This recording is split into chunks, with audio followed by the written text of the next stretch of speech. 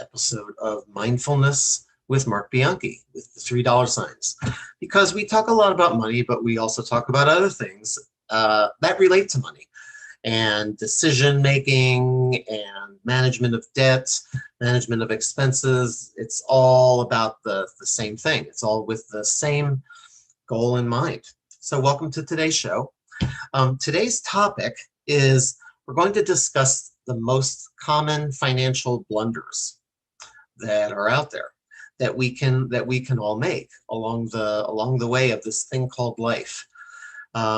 We know that this has been a rough year for a lot of people. Many of us have been furloughed, laid off, other changes due to the virus, and there's just been a lot going on this year. And I think a lot of these subjects that we talk about here on Mindfulness with Mark Bianchi really relate to what we're going through right now. And so when it comes to financial blunders, I think the number one thing to remember is that all of these decisions, big and small, that we make in our daily lives, by all means, we always want to enjoy life and we always want to be happy. But what we don't want to get into the trap of doing is equating things and the spending of money that we don't have, as in credit, equity lines, things like that. They're all recipes. In a lot of instances, they're recipes for disaster. They really can be. You just have to be very careful about where you go with a lot of that stuff. And to what extent you utilize those things. I mean, are you utilizing those types of things for true emergencies? Are you utilizing it for something you truly need, or are you utilizing something like that for something that you want? There's a big difference in those things. And sometimes the lessons that we learn, especially through a year like this, is, that a lot of those things that we think that we want, they're truly not things that we need. And in the meantime, are you paying interest on those things? Are you paying a monthly payment on those things? And what is the value that going into that extra debt is really about adding to your life? And I think that it's important to preface today's show with that, because without thinking in those terms, big picture, a lot of the analysis of our daily expenses and budgets that we live with, it doesn't really make sense. So if you have to put it into the context of where do you see yourself 5 years from now, 10 years from now, 20 years from now? Do you want to be happily retired? Do you want to have your money working for you? Because life changes when you no longer have an income, and now you're dependent on that income stream coming in, and it's no longer being provided by a job. Now your money that you've put aside has to work for you. And if you're 60 or 62 and you haven't done that yet,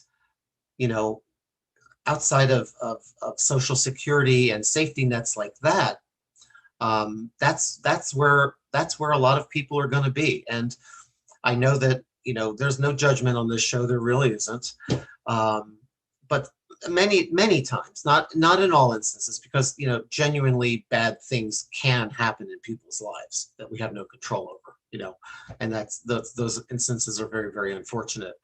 But very often also, a lot of these things can be controlled by our daily decision making and how we live our lives and what we consider essential financially and what we don't consider essential financially. So with that preface, then, keeping all of that in mind, I want to get into some of the most common financial blunders that occur in our lives, our financial and our everyday lives. So of course, as I've said many times on this show, the number one thing is overspending. So overspending, let's look at what overspending can look like. I think we did an entire show on the frugality and the financial common sense of cooking your own meals at home and eating at home versus eating out. The math on just spending $25 on a meal out per week comes to something like $1,300 a year, 25 to $30 a week. And that could be an extra mortgage payment. That could be several car payments. It could be, it could be several payments on something, and making that extra mortgage payment a year, or rent payment a year, and saving that because of just being a little bit frugal and budgeting where your food dollars go, can make a huge difference. So, that overspending, and what we have to remember when we look at our expenses and our spending is, it's not only the big things that add up, it's the little things that add up. So it's both. People very often, they tend to focus on the little expenses. Meanwhile, while they've got huge buckets of money going out the door that are unnecessary or that could be, tailored back. And by the same token, a lot of people tend to maybe look at just the big money and not realize that there's a ton of places where the little money is going out the door, the little bills, the little continuity billings and subscriptions that you have to different services or features or whatever. And when you add all those up, it is a big amount. So be conscious that you're not only looking at the big money or the little money, but try to be conscious to look at both of those things. Try to look at where your little dollars are going and try to look at where your big dollars are going, because both are very important. Something just as simple as not updating your wardrobe as often as you would like to. You have to think about the value of being perceived a certain way, and worrying about somebody judging you based on what you're wearing. And you have to really put that in perspective of how important is that really to your financial security.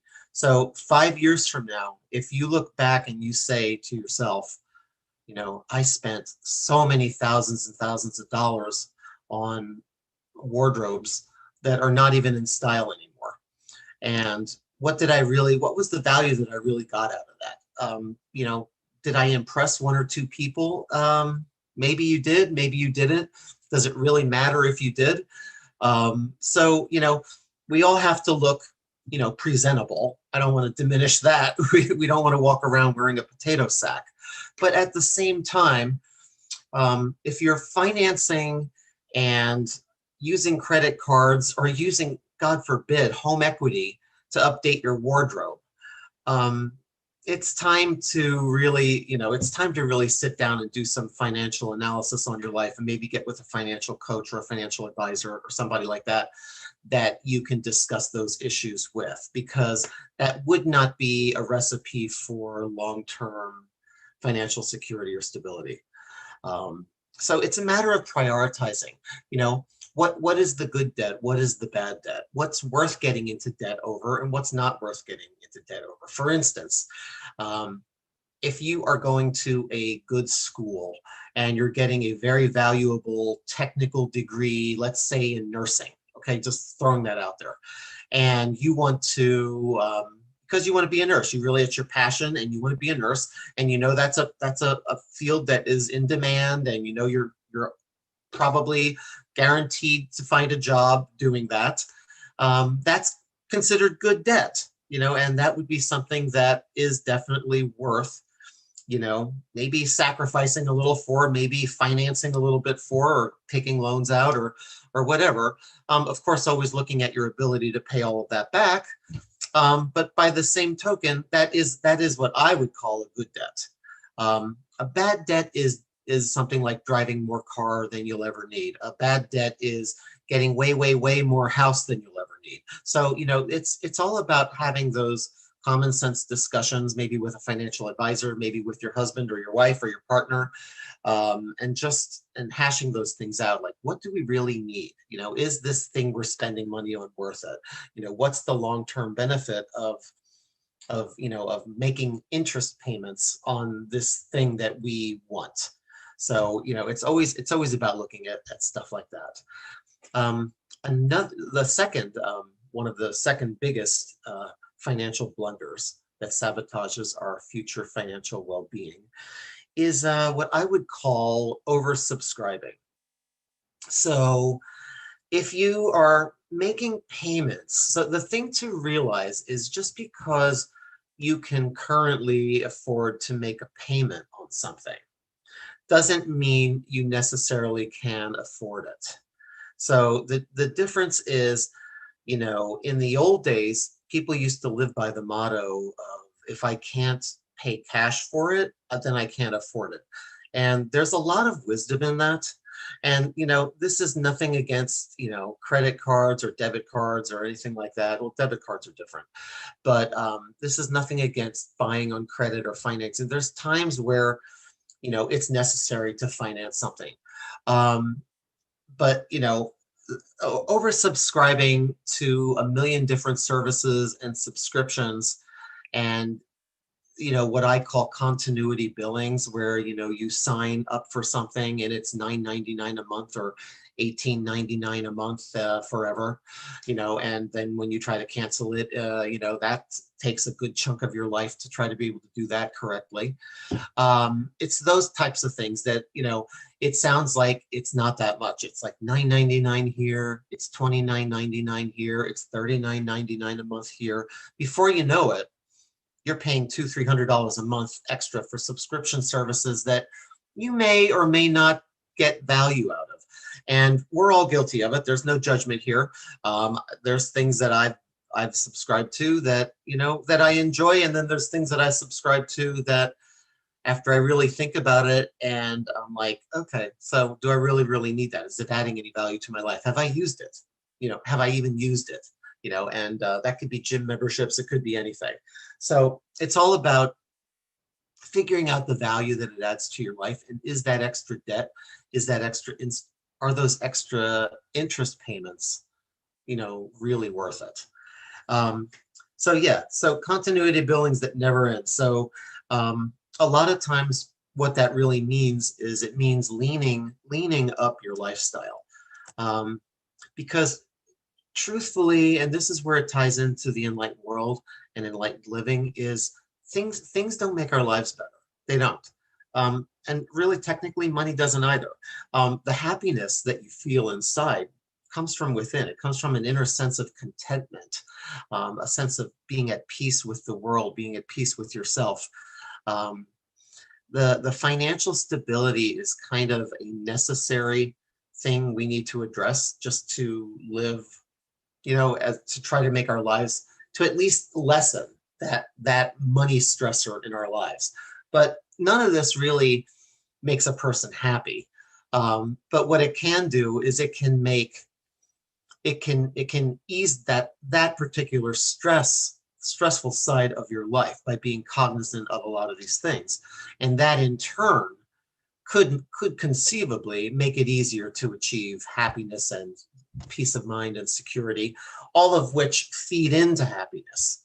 But honestly, the truth is, as we've discussed many times on the show, that the true happiness comes from within. It's not going to come from a subscription to something or living in a new place like we discussed last show.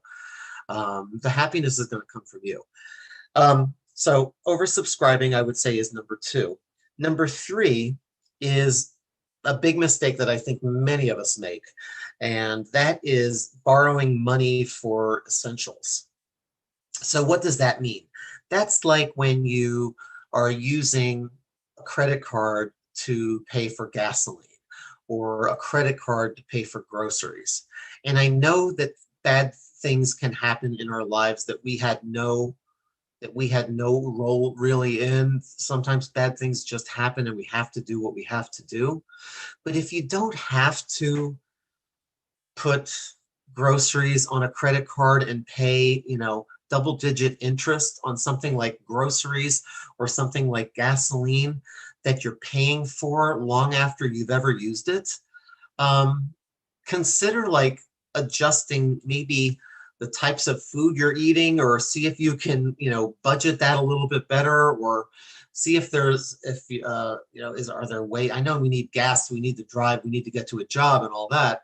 But can you carpool? Can you find a job that's maybe a little closer to home? Can you negotiate working from home, once in a while? All those things add up, believe it or not. They sound trivial when you look at them one at a time, but when you look at them all together, all those types of little money saving moves, they really can add up. So, so borrowing money and spending more than you earn is probably the key thing that puts us in not the best financial situation for our future. That's probably the number one thing.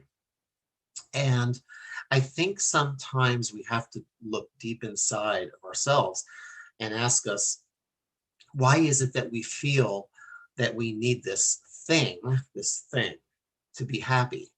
And it's not judging. It's just about making better decisions that serve us in the long run, versus just, I want, therefore I must have. Well, ask yourself a few questions before you get to that final point of that internal discussion. Like, do you really need what you're about to purchase and pay interest on? And if you have to purchase it and pay interest on it, can you really honestly afford it? Those are the questions you have to ask. And I think that in many, many ways, as a society, we've drifted away from money common sense. And what I mean by that is my parents' age, and I know my parents drummed this into me. It's probably why I am good at this stuff. My parents drummed it into me. If you can't afford it and you can't pay cash for it, if you can't pay for it now, right now, and you have to pay it over 10 or 20 or 30 years or 5 years, then you can't afford it.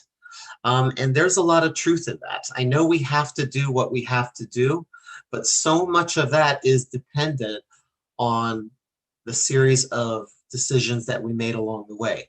And it's a domino effect. You create a need for the debt, and then you create the debt later to pay off a bad decision. So it all so much of it can be controlled. Much of it we have more say so than we think we do. It's just that we live in this world of comparing ourselves to people that we see on TV that have, so much more resources than we do. And I think that we've changed as a society to think that we all are living in these alternative worlds where we're so influenced by what we're seeing on TV and the media of people living these extravagant lifestyles that they can afford, okay, because they have a lot of resources. They can afford that lifestyle. But we're not lesser than because we don't live exactly like that. And that's where the keeping up with the Joneses, that I believe it really came into effect mostly in the 1980s. The dwelling on materialism at all costs, no matter how high you're going into hock over it. That I think there's a sociological term for it called conspicuous consumption. And in my parents' day and our grandparents' day, that conspicuous consumption wasn't something that was even thought of. That came about through the age of consumerism and materialism that manifested itself, I believe, mostly starting in the 1980s, where bigger was automatically better, where we all needed, that 5,000 or 6,000 square foot house, whether we've got a big family or don't have a big family. I often look at some of those houses and I think to myself, you're two people, why do you need 8 bedrooms? I can't even imagine having to make 8 beds or clean 8 bathrooms. That to me, I don't get that. That goes right over my head. It's not to judge, but it's just kind of like, what are we thinking as a society that we have made that kind of thing what matters in life? And that's the source, really. When you think about it, that's the source of why so many people get into problems. It's thinking we need stuff that we don't really need. Thinking of a want as a need is really what a lot of it boils down to.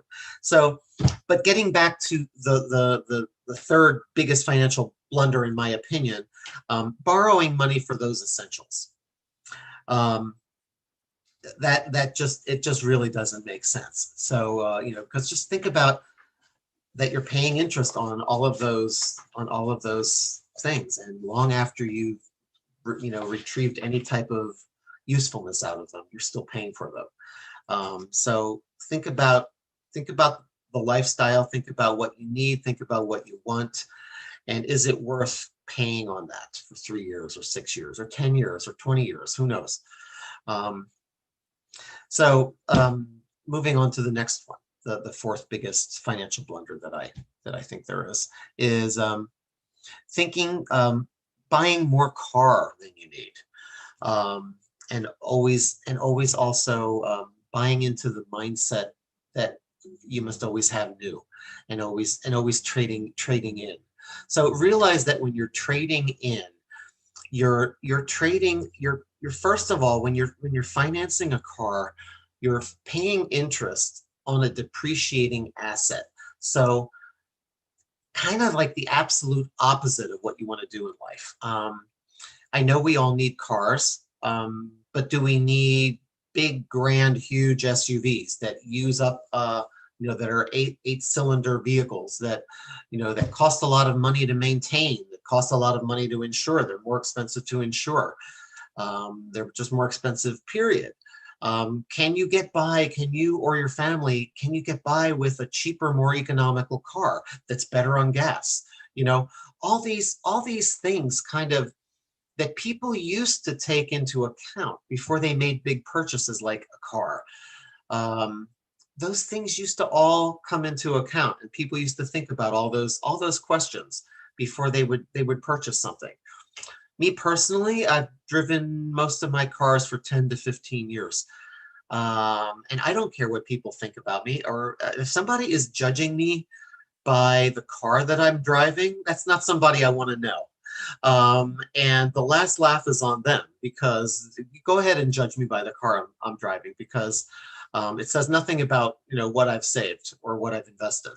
And so just realize that if you think that the car you're driving and what the impact of what that says about you, if you think that that's more important than the actual money that you actually have, then it is time to talk to a financial coach or a financial advisor. Because if you're not even at step one, where you realize that that's a huge disconnect to your future financial stability and security, then it's time for a 101, or a pre-101, because that is a basic tenet of being mindful about money and being mindful about your future security and stability.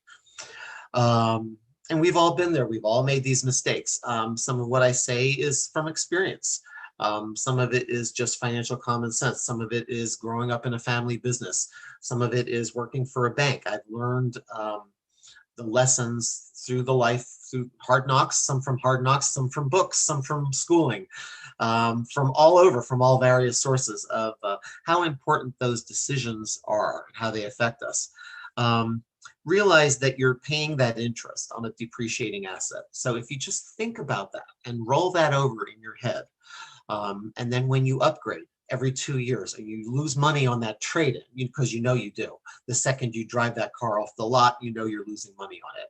And then when you trade that car in every 2 years or whatever, because you need a new car, you're now increasing the amount of money you're paying. You're now increasing the interest that you're paying, and you're never getting ahead. Whereas if, let's say you drove a car for 10 years, 12 years, let's say you don't drive a lot. Let's say you drive under the average, which is like 10 or 12,000. Let's say you drive 5,000 to 8,000 miles a year. After 10 years, your car only has like 50,000 to 80,000 miles on it. For many cars out there, that's less than half of the life expectancy you can get out of some of these cars are built to last 300,000 miles, 200,000 miles, no sweat, no problem. And you can be driving around for many, many, many years without a car payment hanging over your head. So I don't understand why the perception that you give other people of imagined wealth would be more important than that. So if there's one thing I could really get people to understand is the importance of that. That in and of itself, so much money goes toward that illusion of wealth, that conspicuous consumption. And all that money that you save all those years in car payments, act like you're paying it anyway, but pay it to yourself and pay it to your 401k or pay it to your IRA, or something, a tax deferred, vehicle at work or on your own or whatever. But find a better use than just throwing that money away.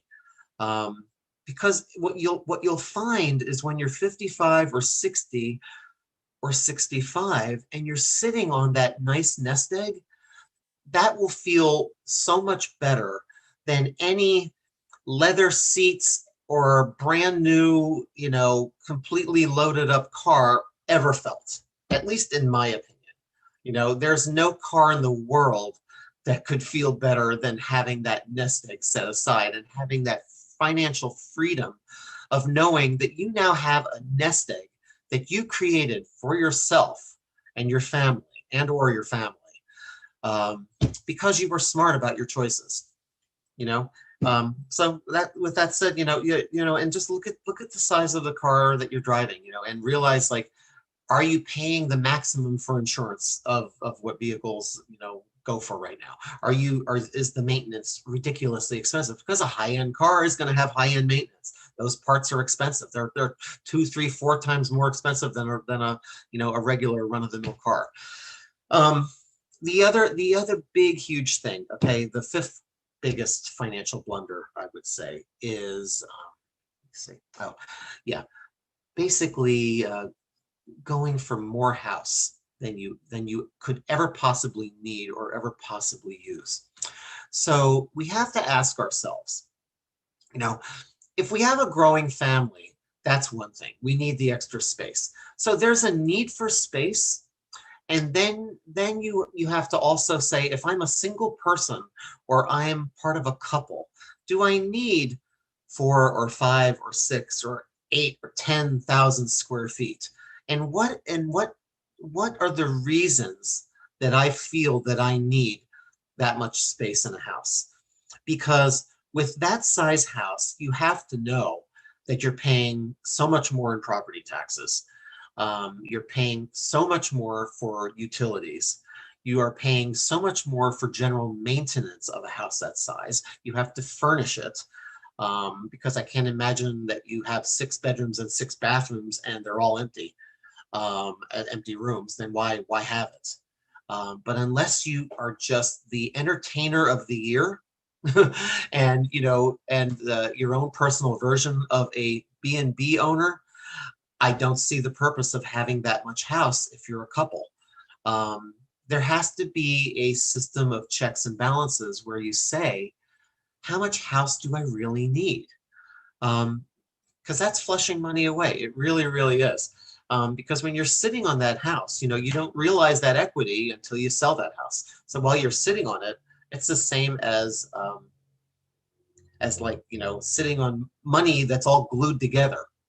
Imagine a big mountain of money that's cash that's got glued together, and you can't spend any of it because it's all glued together. Well, that's kind of what you're doing when you're sitting on a ton of equity in your home.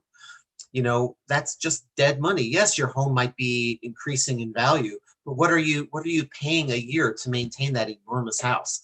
And is the appreciation on that house counteracting what it's costing you to live in that house? So those are all questions to consider. So another huge blunder, huge blunder, I would say one of the biggest blunders that you can make is tapping into your home equity. So unless it is some absolute emergency, it would be something I would seriously, seriously not recommend people do, because you are giving away ownership of your house. Realize that if you, let's say, God forbid, you take out a line of equity, you lose your house, you now took a mortgage-free house. Let's say you had a mortgage-free house and you've added to that. You've either added to that mortgage or you've created a mortgage where there was none before. So now you not only are in a precarious situation because you've lost your job, but now you've also lost your job and somebody else is sitting out there with ownership of your house. So that puts you in an automatically precarious position. Because remember, if you read the fine print on those those equity line agreements, you're under an obligation to keep that house in tip-top shape. And who knows if they can send their own insurance companies out to inspect it. I don't know if that happens or not, but you better, there's a whole lot you need to be cognizant of when you give someone like a bank partial ownership of your house. There's a decision that should not be taken lightly. If you think about it, a smart investor, a smart a person who's financially knowledgeable builds equity through their lifetime. They don't give equity away. An exception would be, like, let's say you had some medical debt that was just, and they're threatening, like, I don't know, whatever. It would be hard for me to imagine a situation where I would think that that's a smart move. It would really be hard for me to imagine that. You should concentrate on building equity for your future, not giving it away. That would really be key to that. Providing payments ongoing to a bank at an interest rate sets you up for a precarious situation should something happen in your life. And that's just something we have to be aware of as we go through life. Realize the psychology of what banks do to us. They convince us that we need more and more and more and more. Society convinces us that we need more and more and more and more. What you need more of is you need that equity, because what that lends itself to is your future, having a future. Many of us are living nowadays into our 80s, into our 90s. There's more centenarians, than there way more centenarians than there were 50, 100 years ago. Exponential amount, and so it's like, if you stop working at 60 years old and you live to be 100, that's 40 years that you've got to find income coming in. And if you're no longer working, where's that money coming from? If you've got a bucket full of something and you take a little bit from that bucket every day and you never add to that bucket, what happens when you run out of that bucket? And that's why I think we find so many people that are living on fixed budgets. They're living on Social Security. God forbid something happens to Social Security.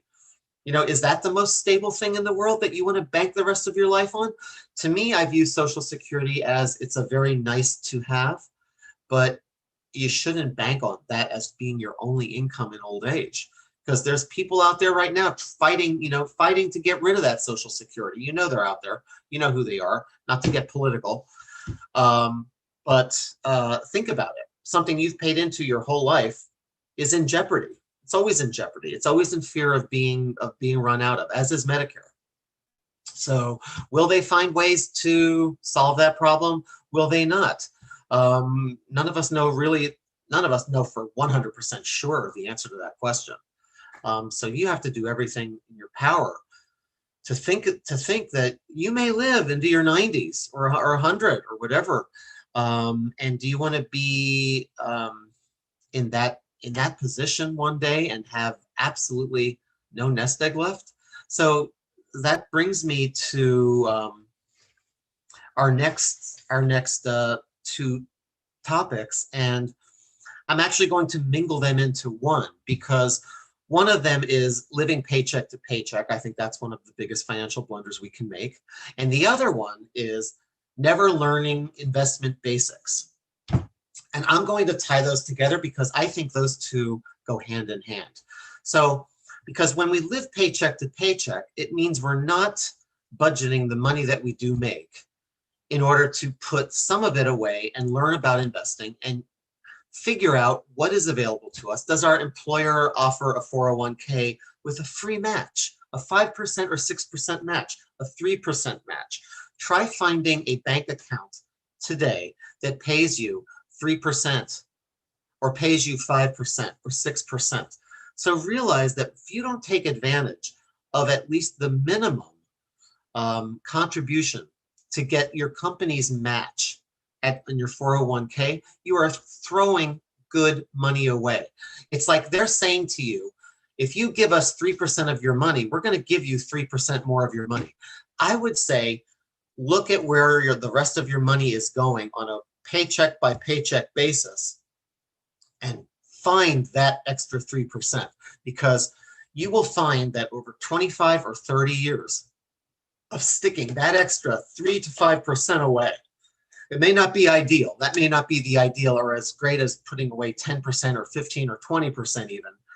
But you'll find that you'll have some kind of a nest egg by doing that. And the thing that I want to say about investing, realize that investing, learning the basics about investing, we're not talking about learning nuclear physics. We're not talking microbiology. We are talking about stuff that is really relatively easy to learn. It really is. It's not that hard to understand the concept of the stock market. It's not that hard to understand the concept of stocks that pay dividends. It isn't hard to understand the difference between a bond and a stock, the different types of bonds, the different types of stocks. None of that stuff is that hard to learn and understand, and anybody can learn it. I'm telling you that any of us has the ability to learn the basics about investing. And where it gets more detailed and more involved, that's where you go when you talk to a financial advisor or a financial planner that is certified.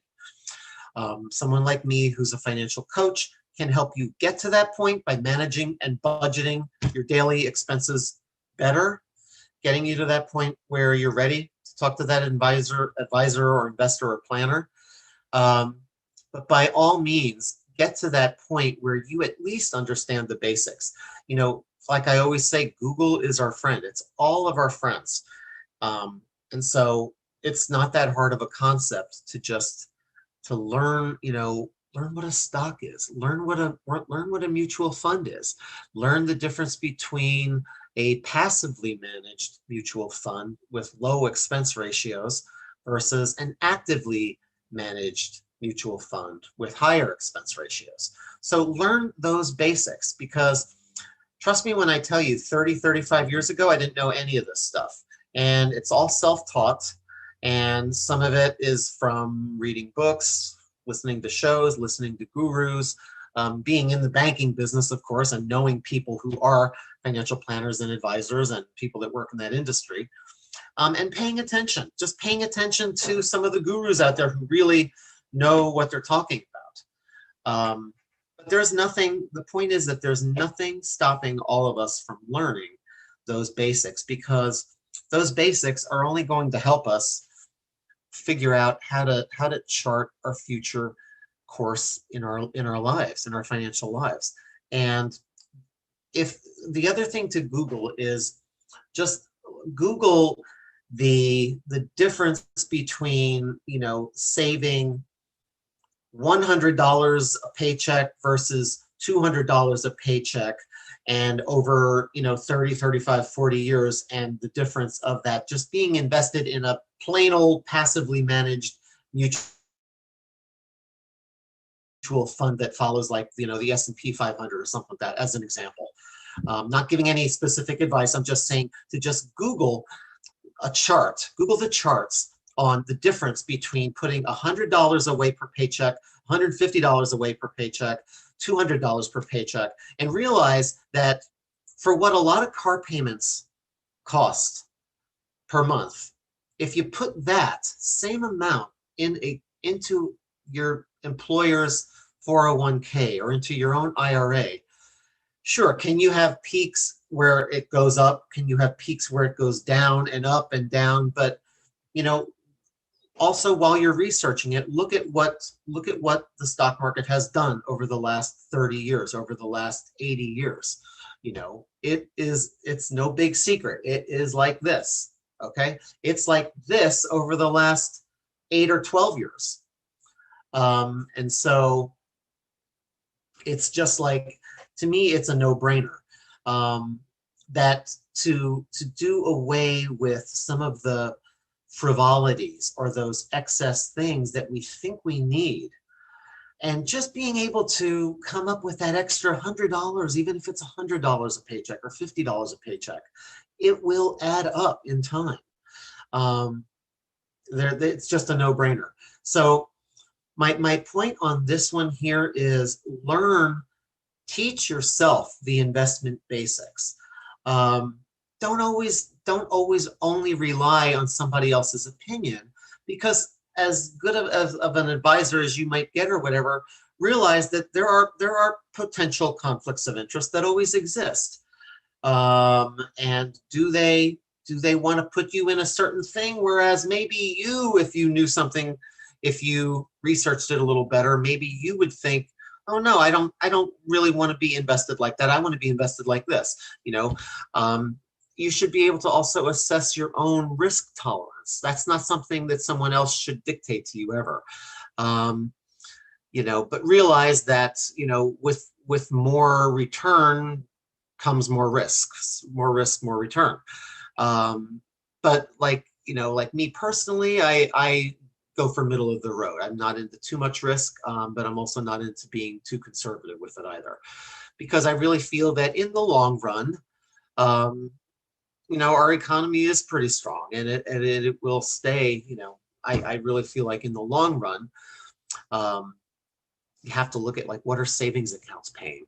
What are CD rates at banks? This is all self-research stuff that we can all find out for ourselves.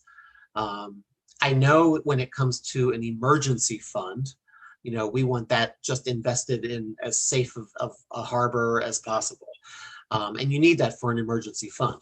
But for future growth, if you don't, you have to come to a point where you realize that the only way to retire is to get your money to work for you. And you have to talk to the experts. You know, you should know the basics by the time you go and you talk to the experts. So anybody out there in their 20s, early 30s, who's coming to that epiphany of, okay, I've been working 10 years, I've been working 8 years, I have nothing saved so far, it's time to change that. Anybody that's coming to or approaching that life epiphany, it's time to learn the basics. Google is our friend. Learn the basics. Just study the basics, and then go to your financial advisor. Find a good, reputable, referred to financial advisor, and talk to that person and tell them your goals. You know, it's all about your goals. What do you, how old do you want to work until? You know, how big of a family do you plan on having? You know, all of these are goals that should be talked over with your financial advisor. And together, you can determine what the right course of action is for you. But my bottom line point on biggest financial blunder, if I had to sum it up, is to not live paycheck to paycheck, and also become financially savvy yourself. There's nothing stopping you from researching, from reading books, from Googling reputable sources. Okay, and with that said, I've kind of beat this one into the ground, I think. Some of it is repetitive, I know, because some of those points are just very valid, and they are critical as a basis starting point for getting to that point where we have a little bit more control of our lives and our future stability and security. So some of those things, like the frivolities and the importance of saving, the importance of living below our means if we can, not only within our means, but below our means, because then all that excess you can do something with. That's all that excess that you could find, you know, somehow to, that's the money you go to your financial advisor with and say, hey, I budgeted myself to a point where I'm saving about $200 extra a paycheck. Where do we go from here? That's the discussion you want to have one day with your financial advisor. And it's never too late, but of course, earlier is always better. It really is. And the charts and the Googling and the research will all show that. They will. With that said, I hope that you all have enjoyed this episode talking about those financial blunders. And thank you for joining Mindfulness with Mark Bianchi. And I will see you again 2 weeks from now. And we're on every second Wednesday at 12 noon Eastern Standard Time. And I hope you all have a great rest of your day. And thank you for joining. Bye-bye.